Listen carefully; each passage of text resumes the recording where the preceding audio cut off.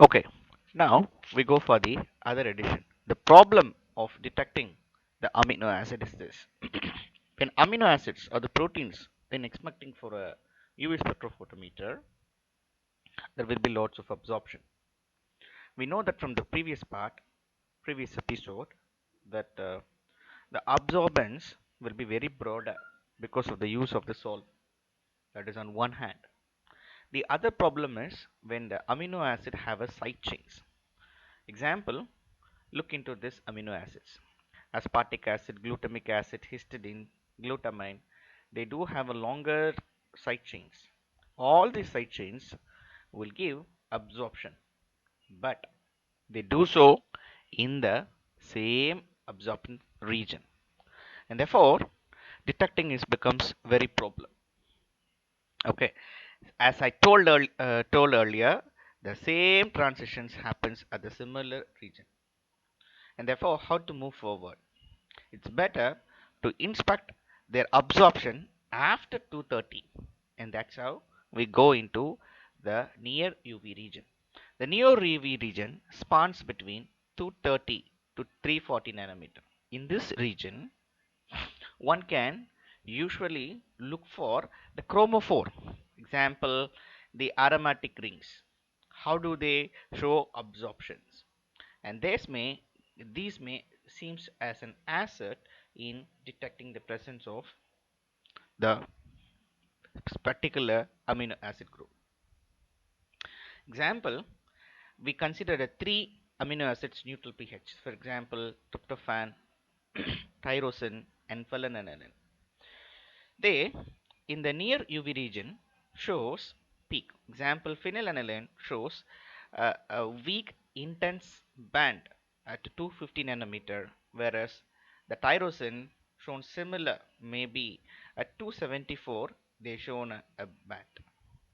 Okay, but then it is fairly intense, whereas tryptophan, it gives nearly three peaks. Maybe it appears to be shoulder, but then between 240 to 290 it shows, give me a minute, 240 to 290 it shows nearly three peaks, and it is very intense. So what they tell you, it clearly tells that the presence of the aromatic groups, or in case of tryptophan it is the indole ring, shows a greater peak, and therefore in the near UV region it is the aromatic acids shows the characteristics band, or otherwise it dominates the region, therefore it will fetch some useful information. Now, does a pH any role to play with? Realistically speaking, the pH has a very little effect in the absorption spectrum in the given region, that is in the near UV region. However, the same is not observed for tyrosine. As far as tyrosine is concerned, when taking when analyzed at various pH, probably 12 to 11.5, there is a drastic shift being observed in the absorption. Why is it so? It's because of the presence of the OH group, the proton, hydroxyl proton. Upon removal, the shift has been taken place in the band.